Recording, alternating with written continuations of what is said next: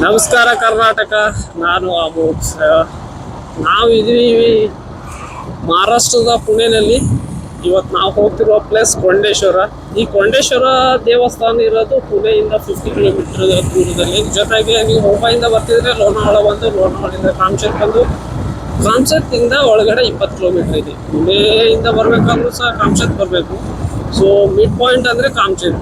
ಮುಂಬೈಯಿಂದ ಬನ್ನಿ ಇಲ್ಲ ಪುಣೆಯಿಂದ ಬನ್ನಿ, ಯಾವ ಕಡೆ ಬರೋದಾದ್ರೂ ಕಾಮಚತ್ಗೆ ಹೋಗಿ ಕಾಮಚತ್ತಿಂದ ಒಳಗಡೆ ಹೋಗುವ ಪ್ಲೇಸ್.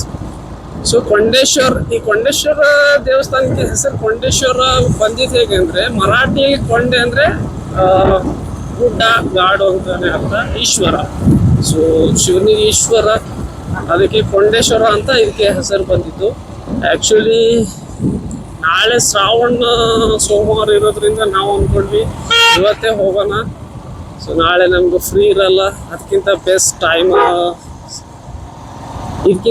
ಟೈಮ್ ಇಲ್ಲ ಅನ್ಕೊಂತೀನಿ. ಸೊ ಅದಕ್ಕೆ ಸಂಡೇ ಒಂದು ಔಟಿಂಗು ಆಯಿತು, ಜೊತೆಗೆ ಶಿವ ಟೆಂಪಲ್ ಕೂಡ ಹೋಗಿ ಬಂದಾಯಿತು ಅಂದ್ಕೊಂಡು ಹೋಗ್ತಿದ್ದೀವಿ.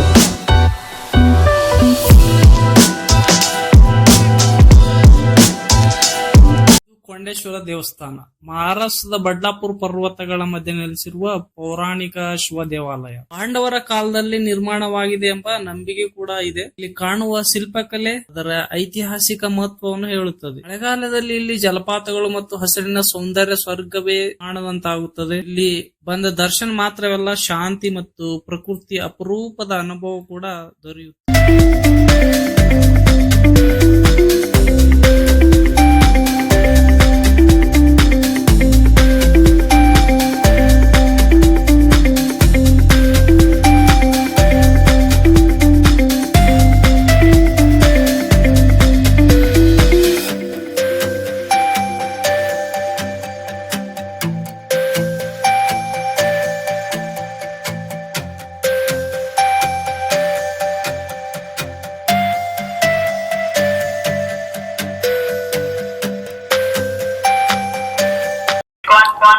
ಇದು ಪಾರ್ಕಿಂಗ್ ಏರಿಯಾ. ಆಕ್ಚುಲಿ ಮೊದ್ಲಿಗೆ ಫೀಸ್ ಇರಲಿಲ್ಲ, ಇವಾಗೆಲ್ಲ ಫೀಸ್ ತಗೊಂತಾರೆ. 50 rupees per bike or car, ಯಾವ ತಗೊಂಡ್ ಬಂದ್ರು ನೀವು.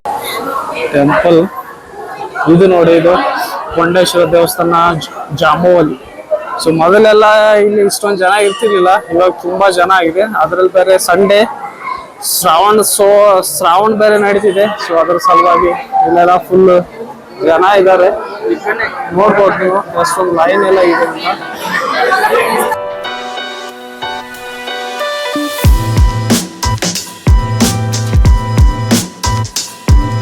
ರೈಟ್ ಸೈಡ್ ಹೋದ್ರೆ ಈ ಕಡೆ ಒಂದು ಫಾಲ್ಸ್ ಇದೆ, ನಿಮಗೆ ತೋರಿಸ್ತೀನಿ. ಸೊ ಆ ಕಡೆಯಿಂದ ಕೆಳಗಡೆ ಹೋಗಕ್ಕೆ ದಾರಿ ಇದೆ, ಬಟ್ ಈ ಕಡೆ ಶಾರ್ಟ್ ಆಗಿ ಇಲ್ಲಿದೆ, ಬಂದು ತೋರಿಸ್ತೀನಿ ನೋಡಿ. ಇದು ಫಾಲ್ಸ್. ಸೊ ಫಾಲ್ಸ್ ಇದೆ. ನಾವು ಆ ಕಡೆಯಿಂದ ಹೋದ್ರೆ ನಿಮ್ಗೆ ಸೊ ಅದು ಫಾಲ್ಸ್ ರೀಚ್ ಆಗಕ್ಕೆ ಜಾಗ ಇದೆ, ಬಟ್ ಈ ಕಡೆಯಿಂದ ಇಲ್ಲ. ಈ ಕಡೆ ಪ್ಯಾರಾಪೆಟ್ ಎಲ್ಲ ಹಾಕಿದ್ದಾರೆ, ಸೇಫ್ಟಿ ಬ್ಯಾರಿಗೇಷನ್ ಇದೆ. ಈ ಕಡೆಯಿಂದ ರೀಚ್ ಆಗಕ್ಕಾಗಲ್ಲ. ಸೊ ನಾವು ಟೆಂಪಲ್ನ ಲೆಫ್ಟ್ ಸೈಡಿಂದ ಆಚೆ ಹೋದ್ರೆ ಸೊ ಈ ಫಾಲ್ಸ್ ಸಿಗುತ್ತೆ.